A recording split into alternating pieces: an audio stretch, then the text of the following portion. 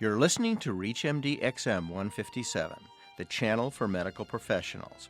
Welcome to the Clinicians Roundtable. I'm Dr. Maurie Pickard, your host, and with me today is Professor Michele Goodwin, visiting professor of law at the University of Chicago, the Everett Fraser Professor of Law at the University of Minnesota, with a joint appointment in the medical school and the School of Public Health, University of Minnesota. She's also the author of the 2006 book, Black Markets, The Supply and Demand of Body Parts. Thank you very much for joining us, Professor. Thank you so much for having me on your show. To begin with, Professor, how can we respond to the problem that exists in our country with the growing waiting list on people waiting for transplants? It's now over 5 years for the 100,000 people who are on the list. 50% will die before they ever get their transplant. 18 are dying every day. And the unusual 40% representation of Afro-Americans on this list. It's a tragic story, really, and it's not fiction. This is a reality that, in fact, only promises to, in fact, be more startling and get worse over time. Dr. Benjamin Hippen, who works with UNOS and has been trying to push internally for change, estimates that by the year 2010, the wait time will be 10 years on our transplant wait list. And we know that Americans just simply won't survive. No one would that long on these transplant lists. So it's a very grim and bleak future ahead if we don't do something now to, in fact, resolve these issues. And you mentioned African Americans and concern for them.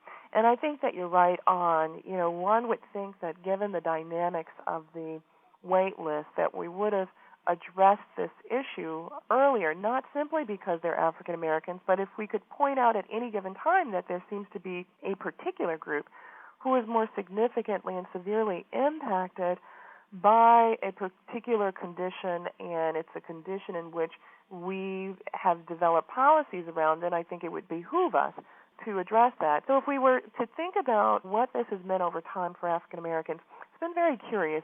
In the 1970s, Richard Titmuss wrote a book called The Gift Relationship, and it was from that book that policymakers began to seriously scrutinize whether incentives should ever be involved in anything involving the body, and Titmuss was adamantly opposed to there being any kinds of incentives associated with the human body.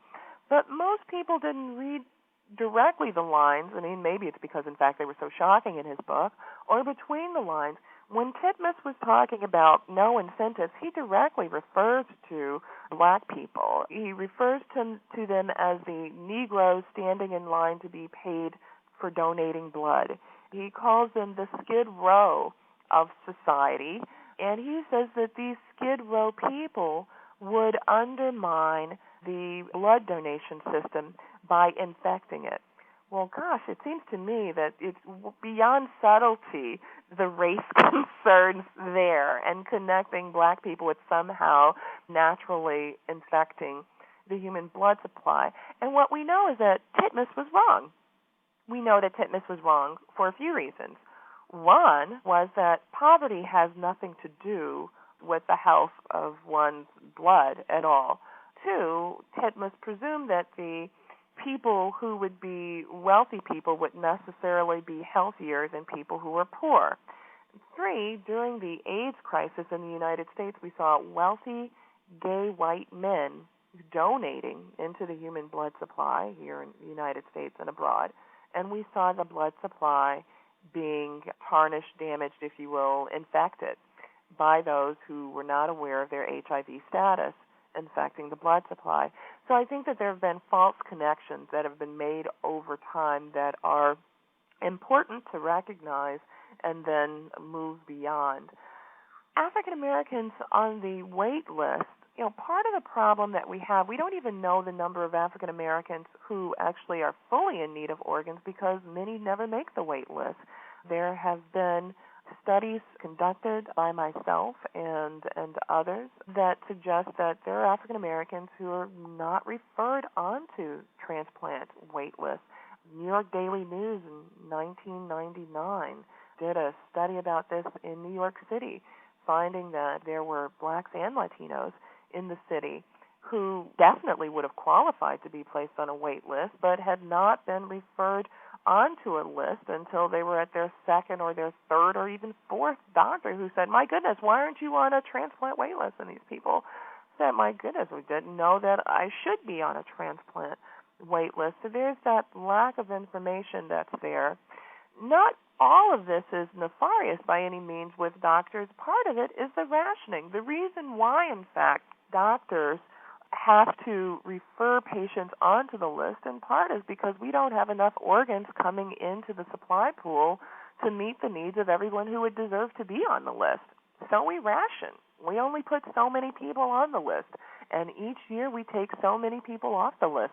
And we don't take them off simply because they've died in the year in between, but we take them off because we know that we need to keep moving the list along. They've become either too sick or, by our standards, too old, and we move them off. And this has had a tremendous impact on African Americans. Some people, ask, well, why is it that African Americans make up such a considerable number on the list, even if that's not including those who are simply on dialysis and not referred?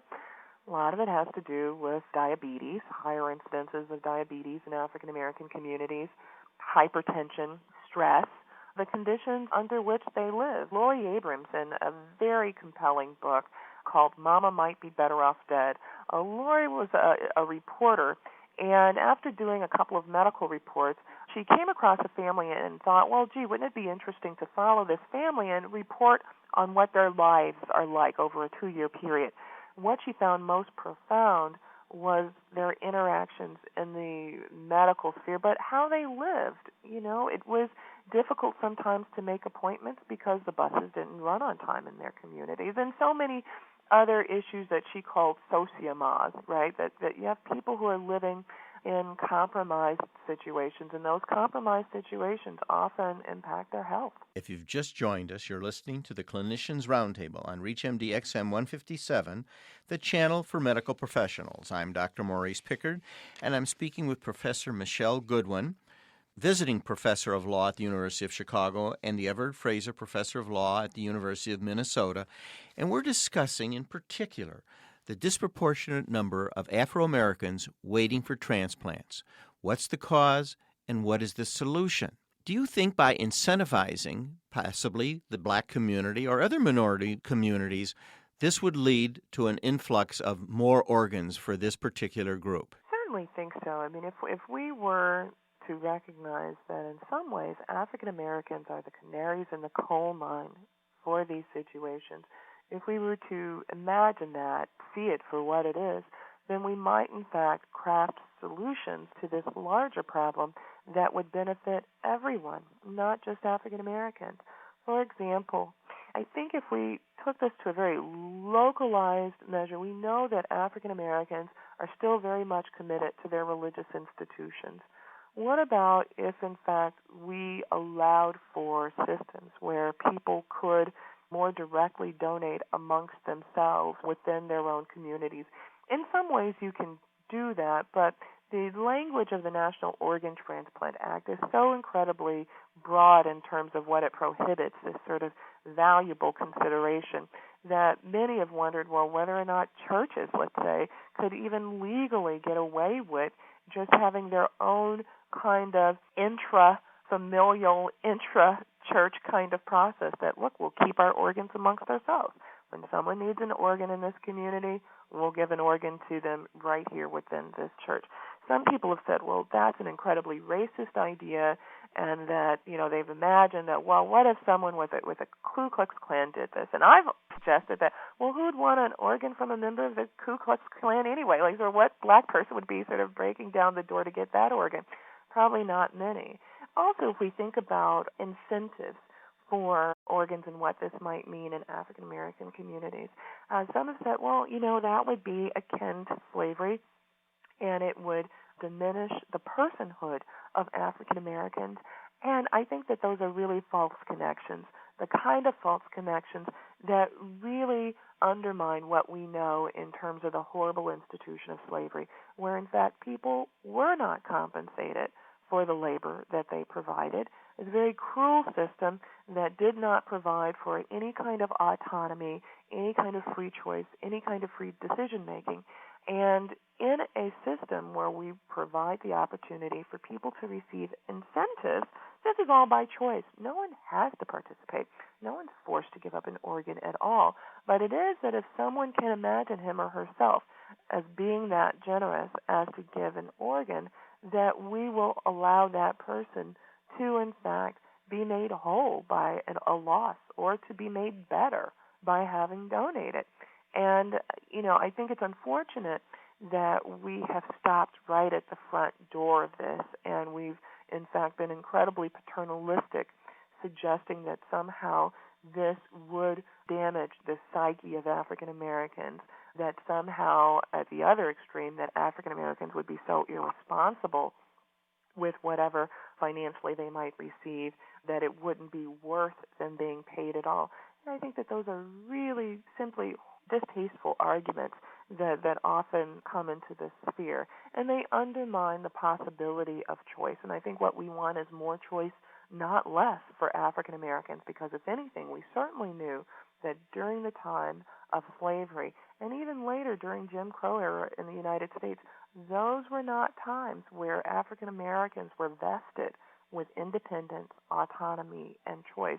And what could be better than having fully informed people deciding how they want to contribute to our transplant system? They can do it altruistically, or they should be able to do it with an incentive, and I don't see any problem with that.